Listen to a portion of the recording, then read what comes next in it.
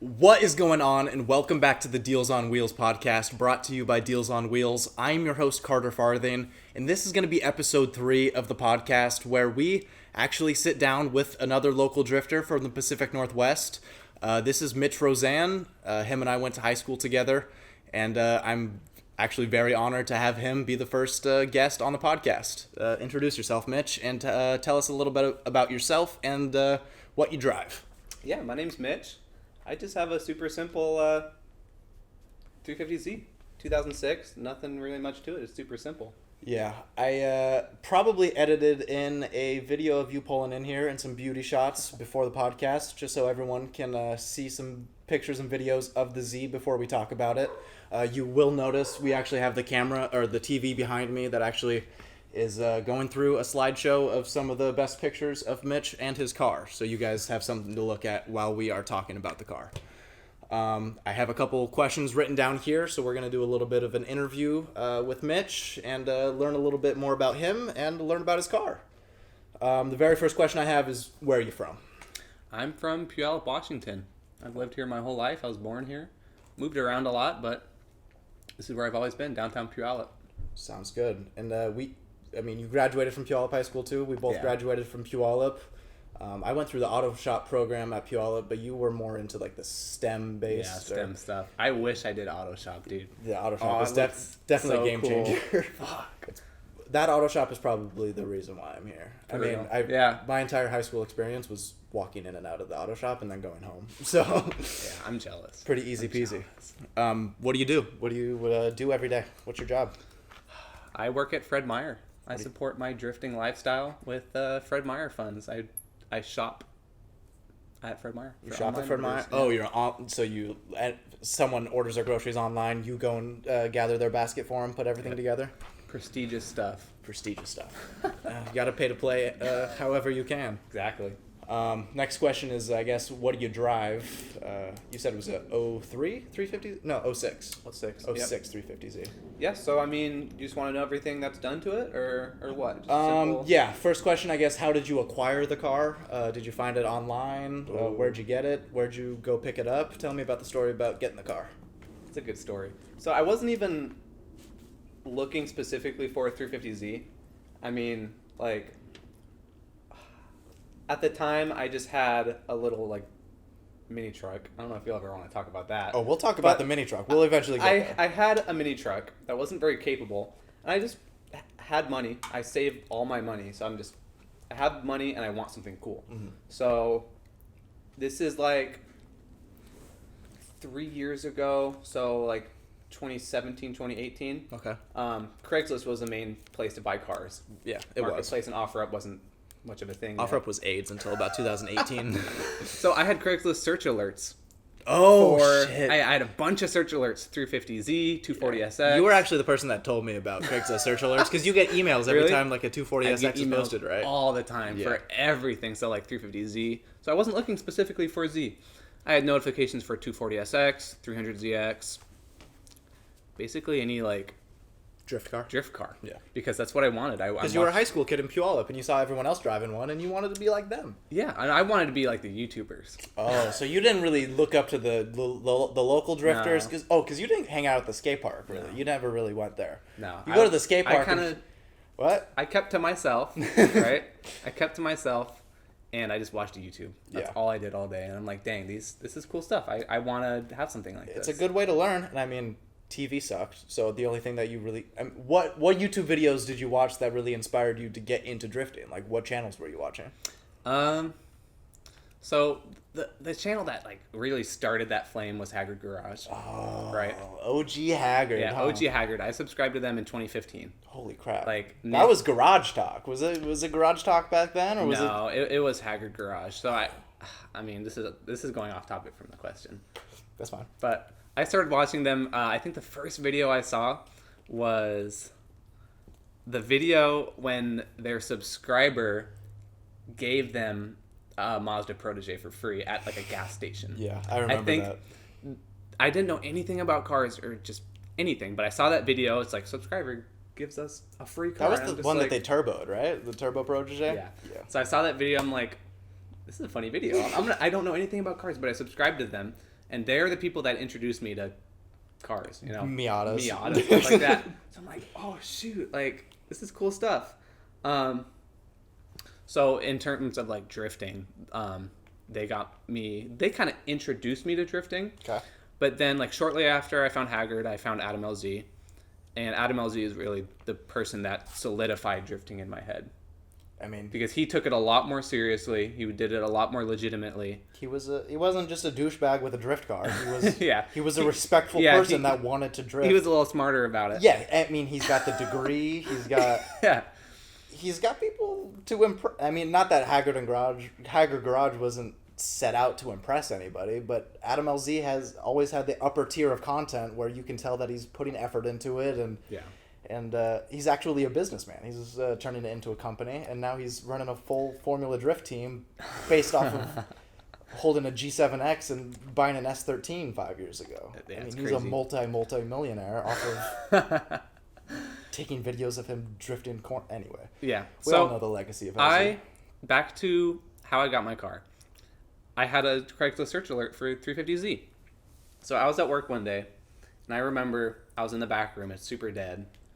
This is before COVID hit, and like my store was like COVID made my store like 3 times as busy. Oh, really? In my job, at least. So it was super dead. All you do all day is sit in the back room and do nothing. I've definitely had jobs like that. And I get this Craigslist search alert for 350Z. I'm just sitting in the back room and I'm looking at it. 2006 Nissan 350Z, silver, bone stock, 150,000 miles. It's out there. It's in Capitol Hill. Oh, Seattle. It was deep Seattle. Seattle. I didn't know that. And the price tag on it. Oh, I don't even know this. $3,500. Shit. $3,500 for bone stock, rev up, manual 350Z. It's a rev up? Yeah, it's a rev up. That's 2006. So what's the first? Oh, the first ones are just DE. Yeah, it's just a DE. DE, rev up, and then HR, the high rev in. Yeah. Oh, I didn't even know you had the middle tier. I thought that was just a DE. Middle tier, yep. Wow. So I see it posted for $3,500. I'm just like, because that's what I'm looking for in a car. Like, I had the money, and I'm just looking for deals, right? Like, I wasn't gonna go buy something that was normally priced. You wanted a project car. Yeah, not a project car, but something that you could work on and make your own. Definitely. Something that was more capable, because my truck wasn't capable. No, we know that. For $3,500, I'm just like, oh my God. I messaged the guy instantly, like 10 minutes after he posted it. You were still at work? Still at work. I'm just sitting on like a pallet. And I messaged this guy. I don't remember what I said. I wish I still had that text conversation. I bet it's somewhere. Dig it up off from an old phone or something. Yeah. I think I might have just was straight to the point. I was like, hey, I can come tonight. Yeah. That's how you get them. I got cash, I'm coming. Yeah, and I'll come tonight. Yep. And at this point, I still don't really know what I'm doing. I've only bought one car before. Yeah. So I'm calling my cousin, who knows what's up. So I call him, and I'm like, hey, there's this 350Z. It got posted. It costs $3,500. I'm like, what do I look for when I look at it? Yeah. And he just told me a couple little things that don't really matter in the end. Yeah. And I wanted him to come with me. But he couldn't. So I'm like, shoot, dude, I can't go look at this car by myself. Mm-hmm. I'm just like 17. Yeah, you don't want to screw yourself I've only over. bought one car before. I don't want to screw myself over. By a junker. So I was able to get my friend Jeff to come up there with me, and What'd you drive up there? we took his Mazda Speed 3 up. It's Okay, a sick car. It was a fun ride up there? Yeah, it's always a fun ride. Okay. And we're in like downtown Capitol Hill, like on the main. I don't know anything about Seattle. The main street. But the main street with like all the gay bars and stuff, and it's a hill. Like Okay. it is the hill of Capitol Hill. And it's parked on the street? On the main street of Capitol Hill. And there it is, just squeezed, like parallel park squeezed there. Yeah. And we go there, meet the guy, look at it. I go test drive it around. I've never driven in Seattle before. Yeah. Driving this car that I've never driven before, so I don't know the clutch or anything. Well, you drove manual. The truck was manual. So you Yeah. had the ins and outs of driving a basic car. So did you kill it getting it off the hill, or did you hit anything? I don't think I ever killed it, but it was definitely a little weird. And the hard part is that I have never been in a 350Z. Oh, yeah. I've never been within like 10 feet of 350Z. My friend has never been in a 350Z. So we don't know what we're doing at all. This is all new to us. We don't know what to look for. Yeah. And like, I just remember like, this is so crazy to me. Like, I mean, like, you're as in we a were drift buying car. it, we're just like, And what? you got It's money like, in your pocket. You're Exactly. sweating. You don't know what to say to the guy. Exactly. It's like when you first got your 240. You're Anything. just like, you're not listening to what the guy says. Exactly. You're just like, 350, 350, 350, 350. exactly. He opens the door. It's just like, I Okay. barely even know what the inside of a 350Z looks like. Yeah. And this guy's a stone bag. Oh, dude. really? Older Yeah. guy? Younger guy? Younger dude. Lives in Capitol Hill. He had just moved there. Yeah. From Mississippi, right? Because I don't remember. Didn't Something like didn't that. it say Mississippi on Cross the, country. Yeah. That's all I'll say. I don't know. Yeah. But this car like smells like weed on the inside, so I'm just like, oh my god. And yeah, I test drive it around and it's running and driving. So it's just like, it made it down the That's- street. that Did it have a works check engine for light? me. Did it have any lights on the no, dash? the one concerning thing was the oil pressure gauge in the middle was just pinned at 120. Oh, so it had super high oil pressure. It was perfect. Really good for a D. Totally. No, so I think I might have just Googled that or something, and Did you put an oil pressure sensor in it? yeah, or- it was just the sensor, so it was fine. So nothing was wrong with it. That's good. And as I'm talking to the guy, we eventually go into his apartment. It's like the studio apartment, like tiny. Yeah. You go inside. Yeah, okay, rewind. So I test drive it, and as I'm done test driving it, I'm like, I kind of suck at driving it. I don't know if maybe the car is bad or if I'm bad. Okay. So I don't really know how good the car is. Like a little bit of a touchy clutch, or just a little bit Yeah. more sensitive than your Exactly. piece of shit 89 truck. What year was the truck? 89. It was an 89. Good Yeah. guess. And I come back, and he's like, oh, I'll park it for you. Okay. And he gets in oh, it. because it's parallel park on the street. Yeah, I so he's gotcha. parallel parking like uphill in downtown Capitol Hill with traffic everywhere. And the dude backs it straight into the car that's behind him. He just He hit another car? hit the Oh. car that was parked next to it. Is there a mark on the car? or I'm just anything? like, me and Jeff look at each other. We're like, does that just happen? It's probably a very typical thing in Seattle. I Yeah, mean, that's but- why they're called bumpers. You I just mean, I gotta- wasn't bothered because I went into the car knowing that like every corner had like a minor ding. Yeah, and you the know, quarter panel's kind of mushed in a little bit. Not that's too my bad. fault. It's just got a little bit of a crinkle in the quarter panel. Yeah. So it was just whatever. We just kind of laughed it off Yeah. because I knew what I was gonna do with the car It anyways. was scratch and dent sale. And we go back into his tiny little apartment, and here I am thinking I'm gonna give him $3,500 for the car, and I'm making out. Yeah. And he tells me, he's like, oh, I've got tons of other people hitting me up for this right now, saying they'll give me $4,000 for it or more, like tonight I or know that tomorrow play. morning. I'm just like, I keep trying to like give him like 35, Yeah. and he's like, no, dude, I can't take any less than 4. Oh, he's not even taking his asking now. He won't take any less than 4. So yeah, I got talked up. I Fuck. ended up giving him $3,500 cash, and I PayPal'd him another $500. Jesus, I didn't know So that. he talked me up $500 After crashing the car on the test drive. Okay. So let's talk about it So now. funny. So $4,000 for 2006 350Z 6-speed. Yeah, that doesn't happen. right now, that car, bone stock, Easily $8,500. Yeah, $8,500 on a dealership, easy. Ooh. 10 grand at a dealership. Yeah. Let's just say 10 grand at a dealership. But if you were to find that car on offer up right now, $6,500 at the least. At least. Yeah. And clean title, right? Still clean title. Yeah, it's a good car. So you end up paying $4 grand for it. $4,000. And you drive it home. How's the drive home? You drive it home solo. Your first. I'm glad you asked that. Yeah. So, this is like I've only been driving for a year. Okay. I'm 17 years old, behind the wheel of a 6-speed rear-wheel drive. Yeah. Definitely 4 times faster than anything you've ever driven. Yeah, exactly. Was it raining? Was it? I mean, it was dark at this point. It was dark. It was dark. It might have been raining, and I'm not even comfortable driving on the freeway. Okay. And it's I-5. I mean, it's I-5. the freeway in I'm pulling Washington. onto I-5. It's dark, and it's probably only like 6 o'clock. So It's there's 8 traffic. lanes wide. There's thousands of cars out there. So I'll tell you, it's a miracle that I didn't just crash it on the way home. Because here I am. I don't know how to shift the thing. It's a whole new car, and I've only driven like 1 or 2 manual cars before. Yeah. And I'm pulling onto the freeway, and as I'm coming up on the on-ramp, and I'm just overwhelmed, you know. I don't know, like, where my blind spots are. I don't know how to look into the mirrors or anything. Everyone knows that driving because at that point you're still driving someone else's car, so it's like driving someone else's car for the first time. Yeah. You literally don't know where to look. Yeah, you you don't don't know where to somehow look. you don't know where the turn signals are, even though they're You the don't same. know anything, so I'm just overwhelmed. And I'm pulling on the freeway. I'm looking in my mirrors, but, like, I don't know where I'm looking in my mirrors. Okay. So I'm just kind of, like, YOLO, like, merging onto the freeway, like, hoping that there's nobody next As to me. any 350Z driver does. I'm just, like, YOLO merging on the freeway. And I'm just, like, going, like, freeway speed, and I merge successfully. I don't know how I did. And I'm still in second gear, just going, like, 65. I'm just like, oh, fuck. Drag racing that bitch. Yeah. So that was the funniest part. I'll always remember pulling onto the freeway when I was first driving it home. And it's second definitely gear, a like dead red on line. ramp. You're just trying to make it out of there alive. Yeah, so I managed to make it out of there alive. And yeah, I made it home successfully. Okay, so you get it home. Let's say it's a couple weeks into it. You're driving it. It's a couple.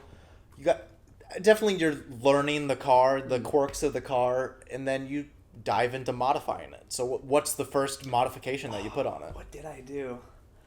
Because I remember, obviously it was bone stock for a little bit. You're 17 years old. You dropped every dollar you had on it. Pretty much. And what'd you do to it? I don't know if it was. I think it was before I put the coilovers on it. I put a subwoofer in it. Oh, that's right. Is You it just got to do that. a little 10-inch JBL or something? Yeah, it's like a 10-inch kicker I put in the OEM spot, and Oh, right behind the driver's seat? How'd that fit? good. Perfect? Oh, It's yeah. like it's custom. I mean, I laid a bunch of like Dynamat down in that area to make it sound better. Like sound deadening. But that was like the first thing I did to it was put a subwoofer in it. It's Okay. just, you got to do it. And you got a head unit in it, so you got a full system? Yeah, I think.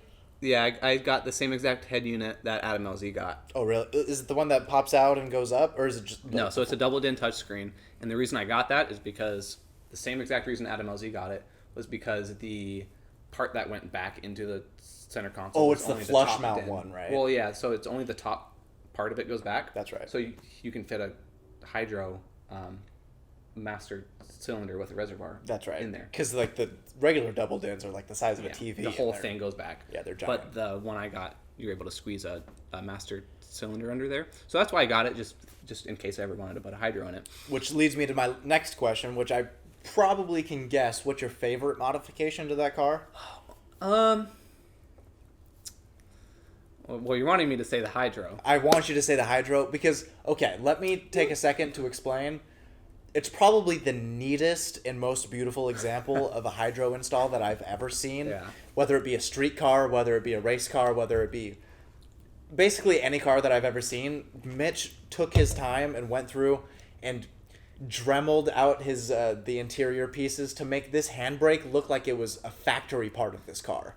Right. You took a little bit of inspiration from LZ, right? Oh, all the inspiration. Oh, all inspiration. But I won't take the credit for it. I actually took it to under pressure. Oh, you did? Because, I mean, to install it the way I did, I mean, you need a weld. Okay. And everything. So I it's actually hard mounted to the trans tunnel? Yeah. Gotcha. And for those of you that don't know, Under Pressure Racing is a fab shop in Puyallup. They build Skylines and Sylvias, basically anything that's modified and drift/JDM related. Under pressure racing basically does all the modifications in welding and fabrication for a lot of the race cars and drifters in the area. Under Pressure Racing, I would love to have you on the podcast eventually. Maybe we can come up there, do a little bit of a studio podcast and or not a studio podcast, a shop podcast, and maybe record something up in the shop. But yeah, so you take it to Under Pressure Racing, and yeah, they charged me an arm and a leg to mount, just mount the hydro. Okay, so they mounted it, but they didn't touch the interior pieces or anything. No, they did. They did, but I actually plumbed it and everything. Gotcha. But it's a clean install, like you were saying. I mean, the GK Tech page reposted it, so it's a GK Tech dual caliper kit with their handle. And it's not the inline setup. It's a true dual caliper setup. So. For those of you that are just getting into drifting and aren't really too familiar with what a hydraulic handbrake is or what a dual caliper setup is, he's got an external reservoir that is completely separate from his actual foot brake. And when he pulls the e-brake, which is a vertical rod next to a shifter, when he pulls that, it actually locks up the rear wheels and initiates the slide or the drift whenever you're drifting. Yeah. And it's very well done. It is its own unit. It doesn't tie into, because a lot of the drifters, when they first install their first handbrake or emergency brake, it's a shit job. It always turns out like garbage, and it destroys your foot brake, it destroys your ABS system. You'll never really get the right feel in an inline system, because in an inline system you don't have your own reservoir, so it's kind of tapped into the brake reservoir for your foot brake. So whenever you're pulling that hydro brake in an inline setup, it's kind of messing with the fluid on your foot brake, and it's definitely not as clean and not as efficient as the setup that Mitch has. That's definitely a big reason why I took it to Under Pressure. You wanted it done right. When I got the hydro, I'm like, so many people's first hydros, it's just total hack job install. It looks gross, half their interior stripped out just to keep it in there. My first 240, I mounted a hydro e-brake into the 240 and drilled it into the trans tunnel, but there were no brake lines going to it. I had a handbrake mounted into it for about 6 months, but I never ran the black coupe? Yeah, no, it was the white. It was the black hatch that I painted white, and I bought a Villain's handbrake setup, and I mounted it in there, and I used the adapter plate, and it was sitting there for about 6 months, and I never ran it. So it looked like I had an e-brake, but I did not. That might have been the first car I ever rode in at a drift event. Kind of crazy. Oh shit! Kind of crazy. Yeah. Don't do that. Yeah, you're right. Sorry. Yeah. So the hydro is pretty legit, but no, I think my favorite modification to my car. I think it's got to be the coilovers. Coilovers. All right, so let's dig into the coilovers, because coilovers are a touchy subject for people, because a lot of the people that get into their first drift car, which this is your first drift car. This is first legit drift car. Yes. First car that's seen the track. First car that's actually. And a lot of people, when they're 17 years old, they'll go onto eBay and type in their chassis code. You'll probably type in Z33 and coilover, and they'll buy whatever $297 option pops up first, which is probably Max Peating Rods or Max Peating Rods. And that's what 99% of drifters will buy for their first set of coilovers. But I know you did something different, and you kind of took a professional move, and I'm guessing this was kind of inspired by LZ as well.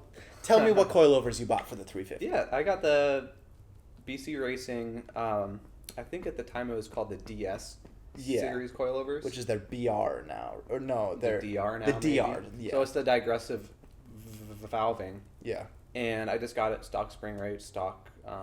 so you got the off-the-shelf 350Z regular coilovers. Yes, the digressive ones. They were expensive. They were like $1,300. Yeah. Which is the most expensive mod to this car, I think. Yeah. And I installed it the exact same way. I mean, I got it basically because of LZ, I'm watching Adam LZ every day, and I've watched him install BC coilovers so many times. And let's just say this, out of the dozens and dozens and dozens of YouTubers that we've watched install BC Racing coilovers onto basically every chassis drift car, have you ever heard one person talk... Besides Tommy F, have you ever heard one person talk shit about BC Racing or had any complaints about their coilovers? They're great. They're great. there are coilovers that will run between $2,000 and $4,000 for race cars that definitely have additional like external reservoirs or additional adjustments, but for your money, BC Racing between the $1,000 and $1,500 mark is probably the best coilover that you can get. I mean, someone like me has no business spending that much money. No, because you're really not going to reap the benefits of a $4,000 coilover when you're.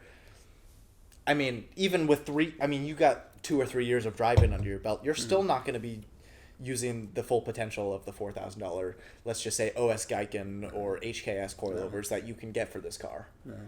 So you're happy with the BC coilovers. You've had them on there for what, 2? Yeah, I've had them on for probably for 2 years, and they're like one of my favorite mods because they just ride great. I mean, we should say that this is a street car as well. You drive this thing on the road. I daily drive this car. I have 2 other cars, but I kind of just bounce between driving a lot of them. Yeah, and you drive this thing to work with no problem. It's not too bouncy, not too stiff. Yeah. It's a fucking fantastic daily drifter that you can drive to work, and then on Saturday drive to the track. Yeah, exactly.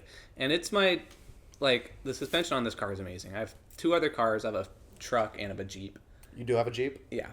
And this is by far the best riding and driving car on the freeway. Okay. I will choose this car 10 times, 100% choose this car over any of my other cars to go on a long road trip. Yeah. Well, you've never owned a Toyota or a Lexus. Once you drive a Toyota or a Lexus... Well, I mean... Which is amazing because it's a drift car. This thing has seen hundreds of laps. Definitely comparing it to anything else on the road, you're comfy in a car on coilovers that's lowered probably, 3 inches at this point? Yeah, it's maxed out in the rear on the coilovers. So, I mean, and you're not even complaining about the ride. So that's why it's my favorite mod. Okay, so the coilovers are your favorite mod. Yeah. We've talked about the hydro handbrake, the dual caliper setup from GK Tech. The rear caliper, the dual caliper setup, is that by GK Tech as well? Everything's by them. It's a funny story, actually, that rear dual caliper setup. The reason I got it was because they had a combo deal where it was a dual caliper and the handle and everything. So you got the whole kit? And I only got it because it was the same time when I ordered their first generation steering angle kit. Oh, that's right. I forgot that this thing has an angle kit. I got on the waiting list for it. Yeah. And so I was one of the first people to be able to buy those. And I just saw, I never really meant to put a dual caliper kit or a hydro in this at all. Yeah. Because this was still before you were taking it to the track, before you were drifting it. Yeah, I had done maybe a couple events. Okay. And I was ordering the angle kit, and I saw on their website, combo deal discount. Dual caliper hydro. And that's why they put the dual caliper discount, because of kids like you. I'm just I saved all my money, so I have the money for this. Yeah. What's another $450 or something for it? So that's why I have that. And then I got it, and I have my car in the back. It's like my daily, and I have it jacked up. Both the rear hubs is completely taken apart to install it, and I go to put it together, and they sent me 2 passenger side brackets. Oh, so that's right. My car's stuck on jack stands for 2 weeks because they have to resend me. So they sent you the duplicate part, so you couldn't put the right side on the left side and flip it. I couldn't put it on right. So I actually remembered that. Yeah, but they treated me well, and they sent me the right piece, and I got it all together. I remember once you finally did get the right piece, and then we were installing the calipers on there, and we were trying to bleed it for hours. We couldn't get the air out of the system. That was a nightmare. We were trying to get that shit to bleed for hours and hours and hours, and then eventually we look underneath it, and on the driver's side, we noticed that the bleeder was on the bottom of the brake caliper. When you install brake calipers, usually the bleeder has to be on the top of the brake when you mount it, so all the air that rises comes out of the top of the bleeder. But you mounted it upside down. Yeah, I somehow managed to install the calipers on the wrong sides. Oh, so you they were just the wrong sides. They were flip-flopped. So the bleeders were on the bottom, and you couldn't bleed them out. Yeah. And so eventually we figured that out. It took a week. Oh, that was a week process. It took a long time. Gotcha. Oh, yeah. Okay. So we eventually got it on the ground. You got it bled. And what were your first impressions of having a 350Z with coilovers, an angle kit, and a drift stick, a hydro handbrake? What was the first thing you did? I was just driving around downtown Puyallup pulling my hydro everywhere. Skirt! I remember, and it was super cool. My interior was still halfway stripped out because I hadn't put it together, and I was still bleeding it and everything. Yeah. And yeah, I mean, But it felt good. You had all of the basic necessities of a starter drift car. yeah. The funny story is, like a week after I did it, I was like driving home one day with my cousin, and I just used my handbrake to do like a quick 180. Yeah, like, just a at U-turn. at just a couple houses down from my house. Yeah. And middle of the day, like super loud. I'm just not hurting anyone, No. just making some Just your noise. tires. Yeah, so then I park, and then like 10 minutes later, one of my neighbors comes up, and he's screaming at me. Oh, no. What makes you think it's okay to drive like that? There could have been kids out there. But there weren't. Yeah, there. So I'm just like, I'm just, So you dealt with Karen. yeah, basically, and he was just pissed, fuming. So you dealt with your first experience pissing your neighbors off with your drift car. Yep. About 25 minutes, a couple days after Yeah. actually having a drift car. Yep. And, whatever. I don't Yeah. care. If he wants to, You have any problems like with your that. neighbors anymore?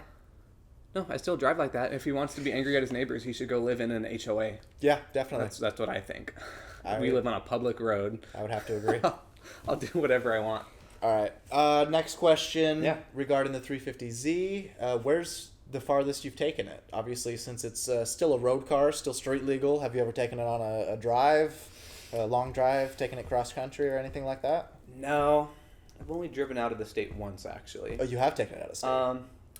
The battle for the longest drive is either between my yearly vacation in Eastern Washington, which is just on the Columbia River. It's like a 3.5 hour drive. Okay. Or maybe down to Oregon, in Canby, Oregon. I just drove at Park. Oh, you drove it to Summer Park? Jam. Yeah. Oh, you So that- street drove it to Park. Yeah, Not a street lot drove of it to people Park. do that from up here. They usually trailer their cars down. Yeah. We'll get into Park in a Yeah. little bit, but on the long ride down there, you probably noticed some things you may not like about the car. With the long drive, probably 4.5 hour drive, did you notice anything that you want to change about the car, or That's a your good least question. favorite thing about Good the question. chassis, or something that you want to change in the immediate future?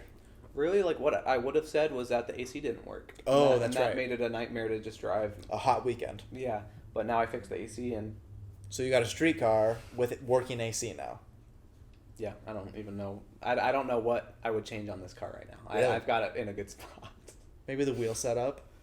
Yeah, I could talk forever about my wheels. Actually, I do have the next question I have is, what are your dream wheels in general, and what are your dream wheels for this chassis? We'll start with the car. Shoot. What's the one? If you had $10,000 in your pocket and it wasn't the gold Blitz 03s that 3-Piece US has been trying to sell for the last 6 months, what would you buy? And someone told me I had to spend it on wheels. Yeah, because yeah. I wouldn't spend it on wheels. If I someone had gave you a $10,000 gift card to Wheels R Us, it. any spec, Dang, anything you dude. want. Let's just give you free reign to build whatever 3-piece or 2-piece, one-piece monoblock, whatever wheels you want for this car. What would you put on it? You know, I don't think about wheels that much. It's very evident. I mean, off the top of my head, oh shoot, Put them on the spot with this one. seriously. I mean, Okay, like, let's start with what's your favorite wheel of all time. Even maybe give me a top 3. And maybe we'll work it down to the chassis after that. top 3 maybe evident by my car right now. I have a thing for neon colored gram lights.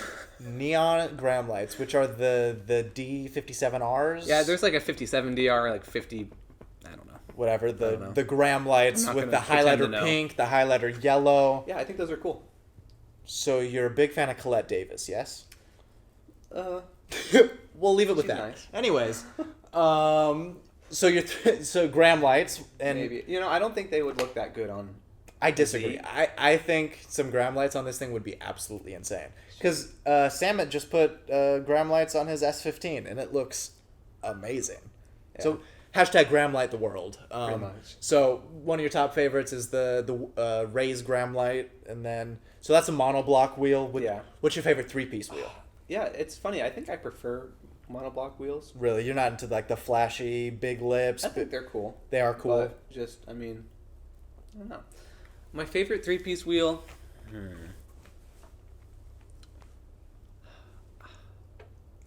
I honestly, see, here's the thing. I don't really have like I don't have favorites of things. Okay. So you have to see it in nature and like it. You're not just... You don't want... I don't know. You don't... I just don't really think about them that much, you know? I mean, off the top of my head, like, the only things that even come to my mind right now are what are the big ones, like Blitzes and stuff like that. But I don't think I have a favorite. So everyone's seen a Z33 on VSKFs. Everyone's seen a 350Z on some Weds Crons. Because LZ had his Z on those Weds Crons with the white faces and the silver wheels for a while. The ones later on his 100. Oh, yeah, he put those on his JZX 100. That's right. Yeah. And, you know, I think with me saying that I don't really think about wheels, that kind of tells you how I think about cars and how I think about modifying them. I really only think about drifting and what will make it on better. Track and... Yeah, what will make it better for drifting? Where can I put my money to just... And that's definitely evident. I mean, you have... And that's why I Plasty did my wheels for $60 instead of spending $1,500 on wheels, because that's not going to improve. And when you're in drift and the wheels are rotating, it kind of looks like you have gram lights. Yeah, people have told me that. We have driven, I think, 2 or 3 events together in the last 3 months, and we drove the Ridge event, and when I saw you out there with the neon pink and the neon yellow, I rolled up and he was on track, and I thought he bought himself a set of gram lights, and then he parked, and I said, no, those are anniversary wheels. Yeah. So that gets rid of the anniversary or the wheel question. I just don't think about it. Just don't think about it. Pretty much. And when it gets wheels, it'll get wheels. Yeah, time will come. Time will come. Okay. When was your first drift event, and where was it? Shoot. My very first drift event was at Spirit Peaks. It was. Probably like 6 months into owning the Z, so this is like... Were you still in high school? No, I got this car after I graduated. Oh, you did? Yeah. Wow. So maybe like, I think the very end of 2018, maybe. Maybe the very end of, like, November 2018 was the first drift event at Spirit Peaks. Okay, walk me through that. Car is stock. It has coilovers and a welded diff. That's all it has. And let me just say that that's probably a full build for about 50% of the people watching this podcast. Usually, when you get a car, the first 2 things you do are coilovers and welded diff, and that's basically all you need to do to get a car sideways. That's how it should be. That's how it exactly. should be. That's the right thing to do. So many people are doing way more than that before they even start drifting. I bought WiseFab before I got the car registered. What'd you just say?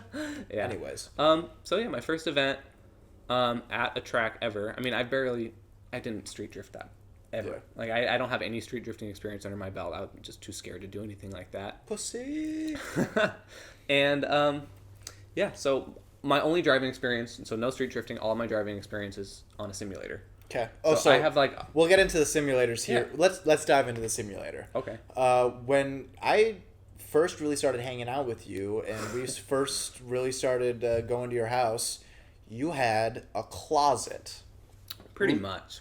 A walk-in closet. Yeah. With a G25, the first Logitech simulator. Yeah.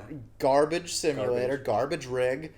With 2x4s and I think an O'Reilly's bucket seat drilled Yeah, so I had never seen a simulator before. I had watched a couple, I think, Haggard Garage videos back when they had their... Yeah. Back when they first moved into the Haggard house and they had like 4 simulators next to each other. I thought simulators were the coolest thing ever. And even the junk setups back then were pretty expensive and out of my price range. And I never really thought that I would ever get to rip one or ever have one. And me and Mitch started hanging out, and he had, a janky setup, but it worked. We would go to his house, his dad's house, and we would sit there for hours and just rip. Have a good time. What was the map called? Drift Playground. Drift Playground. Maybe it was definitely Drift Playground with Kermit the Frog throwing up a cab. Pretty much. And we would sit in the simulator. I mean, this was after Haggard Garage, definitely, but definitely before drifting had really taken over my life and probably taken over your life. This was just getting started. Yeah. This is planting the seed. So this is where we learned what a 240SX was and the difference between an S13 and an S14 and an S15. Just barely learning. You had all the Aceto mods. You had basically the starter setup to what you have now. And I mean, you're definitely no professional simulator builder or professional drifter on the simulator by any means, but you're definitely well versed in the simulator world, and you've built maps. Actually, you've built Assetto Corsa maps in the past. Tell me about the Spirit Peaks Assetto Corsa map that you built. Yeah, so I love Spirit Peaks. It's my home track. Yeah, and for those of you that don't know what Spirit Peaks is, it's just a drift course in the Pacific Northwest, located in Toutle, Washington. Toutle. It's about 2 hours south of Seattle, and it's one of the best tracks that Washington has ever seen. They're family run, and they're family run and operated, right? It's like, yeah. It's all one family that runs it, and it's a tight-knit group of drifters that go there every other Saturday and get as much seat time as they possibly can. So definitely shout out to Spirit Peaks and what they've done for the drift community, and actually employing our friend Mitch over here. So sorry to cut you off, but definitely get back into Spirit Peaks. I love working on computers, like doing like 3D stuff, and I'd always thought maps for Assetto Corsa were the coolest thing ever. There's just so many different ones, and I'm like, I always thought it would be the coolest thing to make my own track. I didn't really know how to, but I was pretty familiar with all the various software that needed to do it. Yeah. So I was just like, I gotta make a track. What can I make? And Spirit Peaks Raceway was my home track. I had driven there quite a few times at this point, and there wasn't a map for that track yet. Yeah, and when you say that, a lot of the maps in Assetto Corsa are actually modeled after real tracks in real life. So Assetto Corsa, if I haven't explained it, is a racing simulator where you can get into whatever drift car you want with whatever supporting mods you want and drive and drift and pretty much simulate real life drifting, but from the comfort of your own house without spending the money on tires and gas and whatnot. And you saw the maps that were available to drive, which are Ebisu and Scuba Circuit, and basically basically every famous map or prestigious raceway that you want to get on track, but you don't have the means to be able to go out and drive those tracks. So what you wanted to do was give someone the immersive experience of driving Spirit Peaks without leaving their house. Yeah. So I never made a map for that game before, so starting out with zero experience. And probably over the course of like 6 months. Oh, really? It took 6 months? Yeah. And I started it, and I kind of stopped. I put it on the back burner for a while just because it was overwhelming. Did you notify Spirit Peaks that you were going to do this? Or how did you get the inspiration really to put this into a real-life, tangible thing? Like, did you... I think the biggest inspiration and the reason why I did it was just because I wanted to make a track for the game. Okay. Did you get permission for them or ask if it was okay, or did you just kind of set out on it? I was just like... You said, I'm going to make Spirit Peaks. It doesn't exist, which is a miracle because tracks for everything... I mean, like, there was a track for Evergreen Speedway up north already. Yeah, which Evergreen Speedway was where everyone drifted in the Pacific Northwest, in Monroe, which is like an hour east of Seattle, I believe. And it was an all-right speedway, but it's on a 3/8 mile figure 8 course, and it's a good track. It's where Formula Drift competes in Seattle every year, and it's definitely a good course for... It was a good course at the time for what the Pacific Northwest was offering, because if you wanted to go down to a circuit or somewhere with an actual technical track and didn't want to hit the bank, you'd have to travel to Oregon or travel down to California to hit Grange or something. Pretty much. But then Spirit Peaks opened, and it was not necessarily a skid pad, but it was one elevation. There's no elevation changes, and it's a big asphalt pad where they put a course out. They put a wall. They put a reverse, or not a reverse entry, but an initiation point. A real entry. That kind of mimics the Mahon kind of. It's a wall. It's an entry. Similar. It's a wall and it's an entry entry similar to Mahon style, the reverse entry that you see all the clips.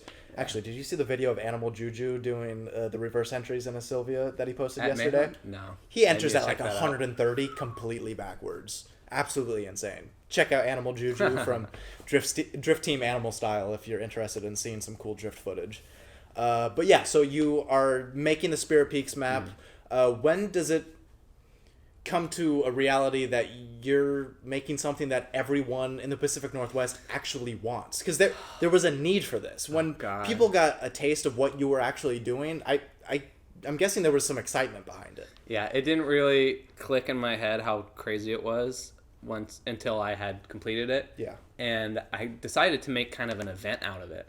Oh, that's right. That's right. Yeah, and I made a Discord server. I hosted a game server with a map on it right when I released the map, and I just kind of advertised this event. And this is kind of when COVID was a thing. Spirit Peaks wasn't really hosting events. Yeah, So yeah, like, they were on shutdown. Everyone's like, I'm like, hey, y'all want to drive Spirit Peaks? So you had a Spirit Peaks open come drift download this map virtually. Exactly. Okay. And that was so cool.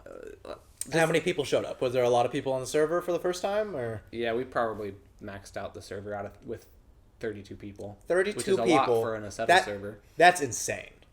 Yeah, so it was just such a cool... After I was done with it, and I finally decided I was done with it, just because I had put multiple hundreds of hours into it. Yeah, if you were to estimate how many hours you put into that thing, 200, 300, 400. Yeah, maybe like 200, 300 hours. A lot of time, yeah. And... but I enjoy doing it. And you did it for yourself, because you didn't really even announce that you were doing it until it was almost done, right? I posted on Instagram just to kind of like gauge the interest when I was like halfway through, and I'm just like, I kind of lost the motivation to do it. Yeah. And I posted on Instagram on my story, like, should I start this again? And I got a little explosion of interest. I'm like, okay, I got it. So everyone sees that you're making this map that's a replica of probably the best map in the Pacific. Best track. Let's just say top 5 tracks in the Pacific Northwest. Spirit Peaks is definitely in the top 5 by now.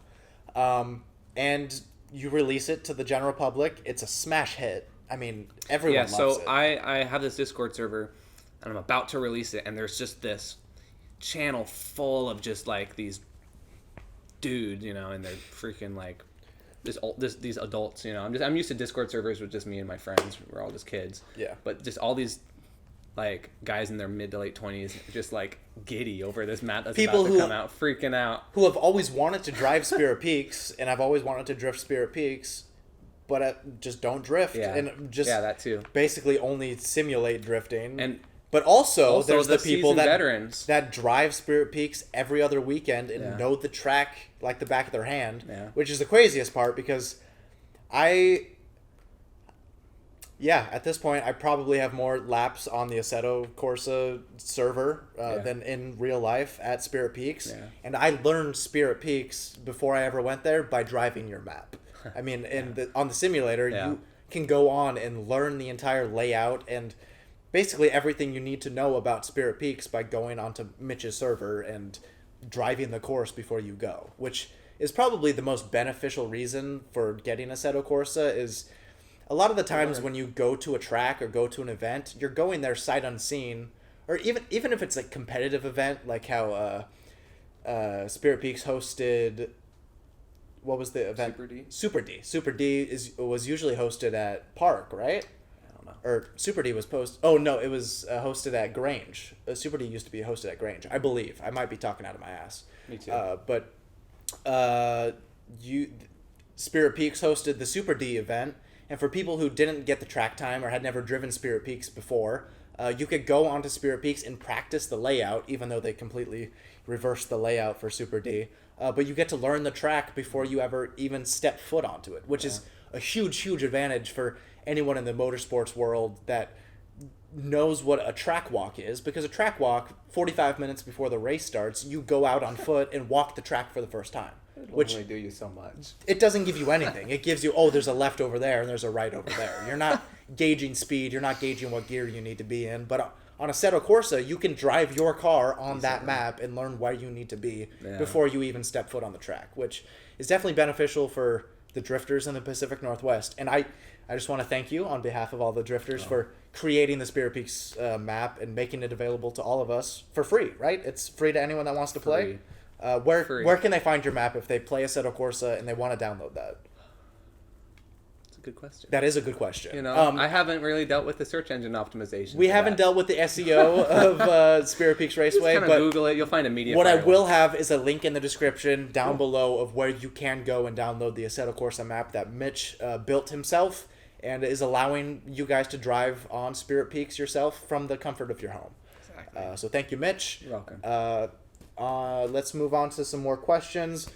This one is regarding car accidents. What is the worst crash you've had either on track or off track? On the street or at Spirit Peaks? Have you ever crashed this thing? Have you ever wrecked out? I have never crashed. No big crashes? No. On the street. I've never been in an accident on the street. In any car? You've never been in an accident? No. That's impressive. Thank you. Well, from me. At Spirit Peaks, which is the track that 99% of my driving is at. Okay. I've hit a couple tire piles here and there. That's nothing. I've melted my car, as you can see on that. Oh yeah, let's actually run that back to that last picture. I mean, I don't know if you call that an accident or a crash, but that was just some negligence on my part.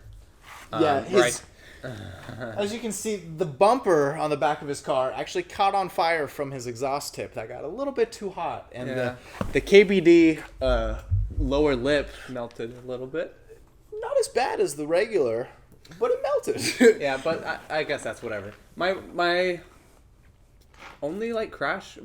What was the question, exactly? Worst crash on the street or on track? Yeah, I mean... Have you ever come into contact with another car on track? Not with another car. I mean, the worst contact that I've ever made in this car is with the wall at Spirit Peaks. Oh, you hit the wall? Yeah, so there's a mark that you could probably see in one of these pictures, actually. Just on my driver's side rear quarter panel and bumper. Yeah, there you go. Right under there. The fuck you. Exactly right there. Yeah, right there. So that's the only contact I've ever made in that car. And that's a good scrape, too. Did you feel it? Did it upset the car or anything, or did you just scrape it? Just a hair. I was so excited, and my cousin was in the car with me. It's like his first or second drift event. I'm like, let's go! I was so stoked about it, and he was just like, you just scraped the wall, hit your car. That's stupid. And I'm like, you don't understand. That's cool. But yeah, that's okay. So you scraped the wall at Spirit Peaks, no crashes. Yeah. That's definitely impressive. Yeah, and that's partially. And you've done what? 3, 6, 9. 20 events at Spirit Peaks? Yeah, I mean, I've turned hundreds of laps there, but I mean, it's not the hardest driving possible because I street drive my car there. Yeah, and it's my daily, so I take it easy there. You're not rubbing doors with other 350Zs out there. No. But you definitely, like you see Isaiah back there. There is a bunch of 350Zs that do go out to Spirit Peaks, and I think 2 events ago, I saw you do your first tandems with Isaiah in the Blue Z. Yeah, it was actually a little while ago. That was my first time. That was a while ago, I guess. Doing a consensual, chase. Yeah. And I was pretty far away from him, but it gave a little bit of a taste of what it was like, and it was cool. And you're happy with how the car felt and tandeming and getting close? Tandeming for the first time, it's really cool. It's like you're drifting for the first time again. Yeah, it's a totally different experience. It's like you're drifting for the first time again. There's so much more challenge. And the thing about chasing is you realize that you haven't looked at the track itself in minutes. Because you're just staring at the person in front of you. You're staring at their taillights. And you're like, oh, I'm not looking at the road. I'm completely trusting the person in front of me. Yeah. And if they fuck up, I'm going right behind them. Yeah. If they end up in the wall, I'm going in the wall. Yeah. So the cool part about tandeming with Isaiah like that is he's in the exact same situation as me. He dailies his car and he street drives it to the track. So you guys are twins. We both have the same level of experience, same level of build. Same level of not wanting to mess up their car. Gotcha. You know? So you're both conservative, but still pushing your limits. It's a completely different experience tandeming with someone like him than it is tandeming with a death cart. Oh yeah, you don't tandem with death carts because there's no panels that they care about. And yeah, exactly. And it's on a trailer and they don't care. Yeah. Yeah. So I see all the tech the tech stickers that you got on your windshield. You've definitely put this thing through the ringer at Spirit Peaks, and it looks good. I mean, it's definitely doesn't have any major quarter panel damage. It's all in one piece still, which is good. You do have a body kit on the car, right? You have the KBD front lip, and then those are KBD side skirts as well? Just KBD side skirts. The kit is actually a pretty funny story. Okay, so okay, I'm remembering the kit a little bit. Tell me about the kit that you have on there now. Yeah, so shortly after I put the coilovers on, the car's still ugly because it's a 350Z. Yeah, You know? well, all 350Zs are ugly. We should preface this by saying that the 350Z looks like someone stepped on a Volkswagen Bug and just kind of stretched out a little bit. Yeah. So, It was shortly after I got my car, so I wanted to just do something to make it look better.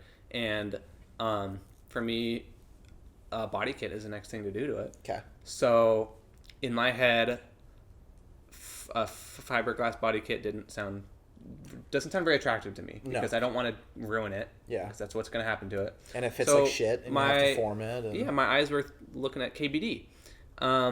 Shortly after I was looking at KBD, they had a Black Friday sale going on where it's like 20 or 30% off Yeah. kits. Plus so free shipping. Yeah, so I got a full kit, side skirts, front lip, and rear lip for like $550 shipped. Fuck, which is those were crazy. the days. Those were the days. That's insane. Because it's like $1,200 now. So I get and I have this kit. I'm like, cool. I put it on, and I'm just like, what happens to everyone is they don't realize how much more money they have to spend to paint it. Yeah, almost probably 50 or 60% of the value of the kit itself It's going into paint. is going into paint. Because when you get the car or when you get the body pieces, they're black. They're flat black. They look like rubber, and to put them on the car, make them look good. Because also 90% of the people that get the body pieces put them on the car immediately without painting them. Like I've seen half a dozen 350Zs in the last week with Nismo knockoff front bumpers that are flat black. So why are you buying a $70 bumper to make your car look like shit when you could paint it and make it look like a $20,000 Nismo? Anyways, so you get the kit, it's black, and you obviously it's painted now. Where did you get the kit paint matched? So I had a buddy that worked at like an insurance auto body place. Okay. So he just offered to just do side jobs whenever. So I brought the kit, and his boss told me how much it would be, and for the side skirts and the front lip and the rear lip, and I think eventually I ended up just painting the side skirts and the front lip, and that was like $400. Okay. And I did not end up painting the rear lip because I still hadn't found out a good way to mount it. Well, because do you have to trim it to mount it, or You just have to take the? screw it in all sorts of different funky ways for it to be good. So you're $1,000 into your and it's a- 3-piece body kit. Yeah, and it's a huge piece, so it would have cost another couple $100 just to paint that one piece. So I was like, whatever, I won't even think about that. So I have the side skirts and the front lip on, and I run that for a while, for like a year maybe, and then one year when I'm going on my yearly vacation to Eastern Washington, I'm driving down the freeway, and down I-90, going like 90 miles an hour, and I just hear oof. And I look in my rear view, and I just see a huge body panel just right behind me. So you ran over your lip. I don't know what it was. I had no clue, and these traffic's behind me just swerving, avoiding. It's a miracle I didn't cause a crash because this body panel flew off my car, and I'm still have like 2 hours left in the drive. That body piece is long gone, so I just continued the rest of the drive. Yeah. And I thought, Which is funny because it's KBD, and if you would have pulled over to the side of the road, it's probably still a brand new lip. Yeah. And I thought for sure it was my side skirt because I heard it like under the side of my car and it flew off. And Oh, you didn't even stop until I you didn't got... stop. I just kept going. I'm like, dude, I'm going to pull up to my family vacation and my car's going to look like a piece. Yeah. Because it doesn't have a side skirt on it. I eventually get like there. I get out of my car. My side skirt's still there. And I go around, look at my other side skirt. Oh, it's still there. My front lip had flown off. Yeah. And So it was I'm held like- on by what, 2 or 3 zip ties? 2 zip ties and double-sided tape. Oh, it was double taped. Oh, so it shouldn't have flown off So, at yeah, I all. don't know how it flew off. So that's gone. So I just have side skirts, so whatever. And then I eventually just ordered like a $60 lip off eBay. Oh, that is an eBay It's lip. the eBay lip. I think and it's the same lip that Rachel has on her Z, right? Yeah. It's a good lip. It's not bad. It's what every Gets the job 350Z done. lip looks like. So you got the kit painted. It's on coilovers. It's got the dual caliper setup. It's got the paint matched body kit. You got it tinted, right? It's got window tints. It came on it. Oh, it did. Yep. Stock And I got tints.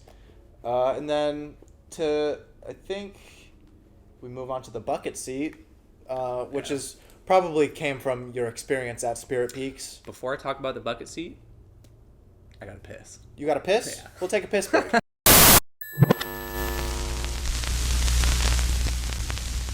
So break time is over. I got a couple more questions before we finish out this interview. My next one is, have you ever been scammed in the car scene or bought something for your car that didn't appear as advertised? For any car. It doesn't even really have to be for the Z. Have you ever bought something that you weren't happy with what showed up? Or been scammed at all in the scene? That is a good question. I don't think so. I buy most stuff new. Okay. And if I'm not buying something new, I'm so careful about it, and I do so much research And examination before taking it home? Pretty much, yeah. So I don't think I have. Okay. I'm no super scams. careful. That's good. Yeah. I've been scammed once or twice, and it's probably not going to stop anytime soon. Okay. Next question. What is your favorite build on Instagram right now? Build on Instagram? Out of any car, any chassis, anyone on Instagram, what's the one that you watch and like and comment on every single post? You know, the first thing that came into my head, not for any particular reason, it's just something that I've been thinking about lately, is Jimmy Oakes's K-swapped S14. Oh, the Silver Moss, the Kooky? Yeah. That thing's cool. Yeah, that thing's going to be dope. You know, either that or another K-swap car is Taylor Ray's... the Safiro? Safiro, yeah. Yeah, that thing's good. Super cool. And the the fabrication that he's done on that car is absolutely insane. Yeah, I love watching it. Or Hertz K24 swapped S13, the seat time Stallion. I have not followed that car. Really, It's really. good. He just got it tubbed and painted orange, Yeah. and all of his cars are orange. Yeah. So what was your answer? The Maybe Jimmy's Silver Moss. Yeah, I don't S14. know why. There's just something about it. It is a good car. mean- I'm glad that he's taken the K24 out of the S15 and putting it into the Kooky and kind of saving the S15. It's definitely a good call on Jimmy's part because in, let's just say 6 months, his S15, even as a shell, will be worth $20,000. Yeah. So, Yeah. good job on that one.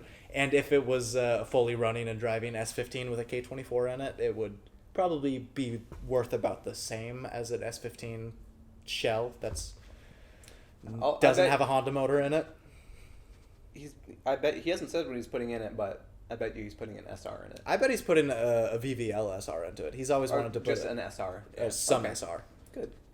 I mean, SR20 with an SR in it is pulling a premium these days. I saw one posted in British Columbia yesterday for $65,000 USD.